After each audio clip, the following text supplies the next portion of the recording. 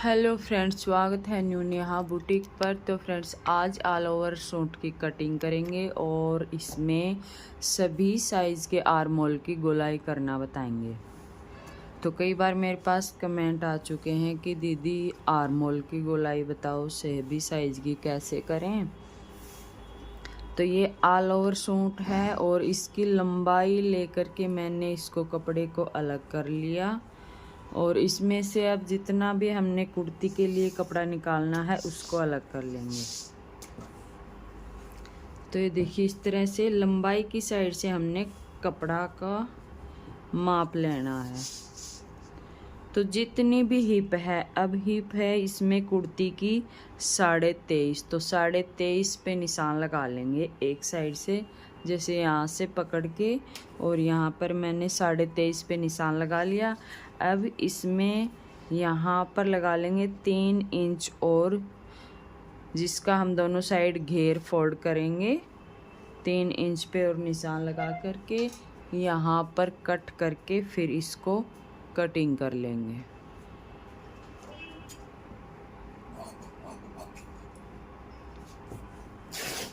इसको ऐसे फाड़ लेंगे पूरे को, और ये ध्यान में रखेंगे ये कानी की साइड ही हमें फाड़ना है, कानी की साइड ही फटेगा, ये टेढ़ा नहीं इसको फाड़ेंगे। तो ये हमने फाड़ लिया है और जो हमने कुर्ती के लिए कपड़ा निकाला है उसको डबल फोल्ड कर लेंगे। तो ये कपड़ा है, इसको इस तरह से डबल फोल्ड कर लेंगे और कपड़ा हम डबल फोल्ड कर लेंगे। देखिए, एक तय हमने ये कर ली और एक तय हमने ये कर ली, दोनों तय को अलग अलग करके इस तरह से कपड़े को सेट कर लेंगे।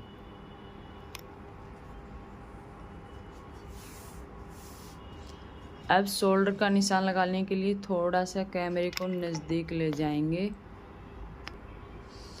अब यहाँ पर अगर कपड़े में कान है तो कान निकाल करके कपड़े को सीधा कर लेंगे, और शोल्डर का निशान हम हमेशा लगाएंगे नेक के हिसाब से, नेक जितना करना है उसके हिसाब से बनाएंगे। और ये शोल्डर कितना लें नेक के हिसाब से, इस पर मैंने वीडियो पहले भी बनाई है, अगर आपको नहीं समझ में आई है तो आप उसे जा कर के देख सकते हैं। अब इसमें मैंने बनाना है 5.5 इंच तक नेक, तो इसमें 5.5 इंच तक हम गला तैयार करेंगे, तो उसके लिए हम लेंगे 6.5 इंच पर शोल्डर।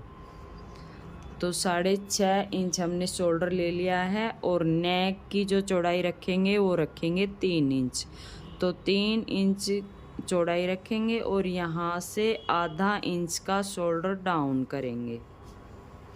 तो शोल्डर डाउन हमें हर कुर्ती में करना है, इस बात का हम ध्यान रखेंगे। तो शोल्डर डाउन कर लिया। अब शोल्डर डाउन जहाँ से किया है वहाँ से हम नीचे की साइड 7 इंच पर निशान लगाएंगे। अब ये 7 इंच हम क्यों निशान लगाएंगे, कई बहनों ने पूछा है कि हम किस तरह से हमें पता चलेगा कि आर्म होल को हम इतना लें। तो मैं जितना भी शोल्डर पे निशान लगाती हूँ उससे आधा इंच हमेशा ज़्यादा लेती हूँ आर्म होल का। और अगर आप चाहें तो कस्टमर का कुर्ती का नाप लेते समय आर्म होल को भी चेक कर सकते हैं, उसकी भी गोलाई ले सकते हैं। पर जो मैं अंदाज़ा और आइडिया से बनाती हूँ उसमें मतलब हमेशा परफेक्ट आता है, ना तो ज़्यादा लूज होता है और ना ही ज़्यादा छोटा होता है। तो मेरा ये अंदाज़ा है और मैं हमेशा से आधा इंच ही आर्म होल ज़्यादा लेती हूँ जो शोल्डर लेती हूँ उससे। तो यहाँ पर भी हम 6.5 इंच पे निशान लगा लेंगे और इस निशान को ऊपर तक सीधा मिला लेंगे। अब कई बहनों को यहीं पर प्रॉब्लम आती है कि शोल्डर हम कितना लें, फिर उसके बाद आर्म होल कितना लें जिससे हमारा आर्म होल छोटा न हो। हम आधा इंच का आर्म होल यहाँ पर बढ़ा कर ले लेंगे, सॉरी आर्म होल। तो ये देखिए, जहाँ से शोल्डर डाउन किया है वहीं से हम बढ़ाएंगे। तो शोल्डर डाउन किया है, यहाँ से हम 7 इंच पे निशान लगा लेंगे।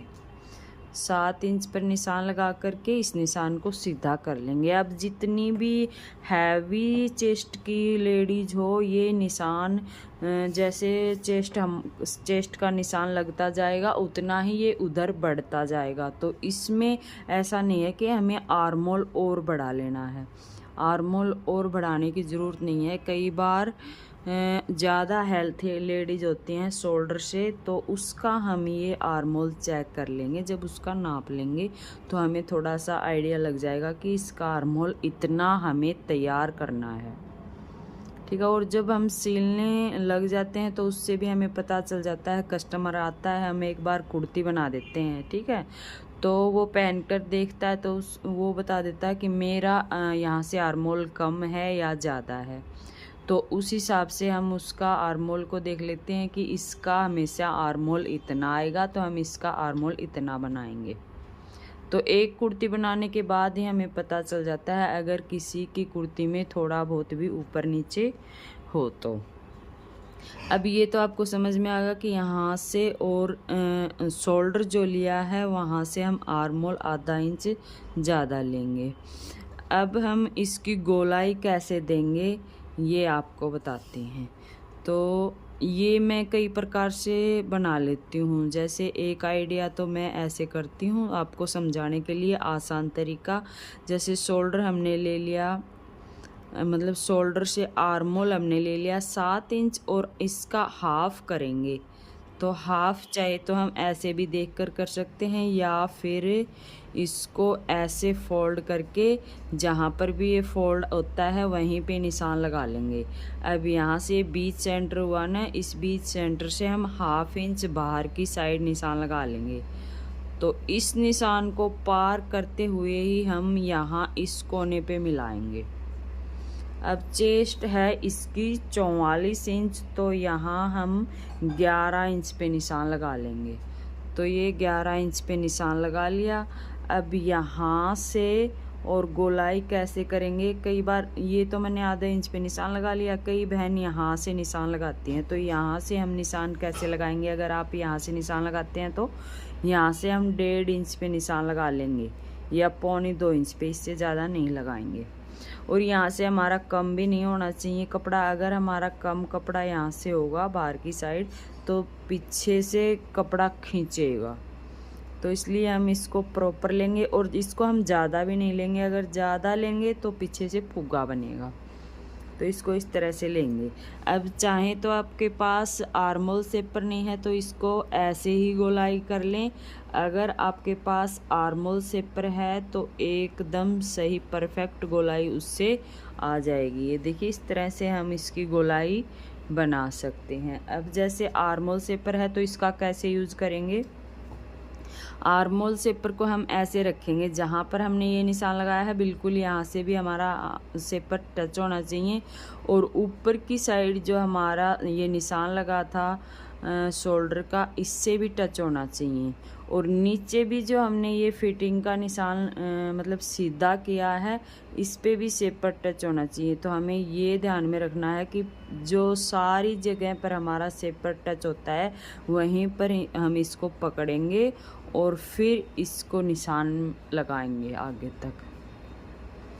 तो इस तरह से हमें आर्मोल निकालना है जिसमें हम 5.5 से ऊपर नेक रखेंगे, ठीक है। और अंदर की साइड किस तरह से हम इसकी छटाई करेंगे, ये शेपर जैसे शेपर तो किसी के पास है किसी के पास नहीं है, मैं वैसे ही बता देती हूँ। सबसे पहले तो यहाँ से निशान लगाएंगे, यहाँ से मैंने ये 1.25 इंच पर इस तरह से निशान लगा लेंगे और इसकी गोलाई ऐसे करेंगे।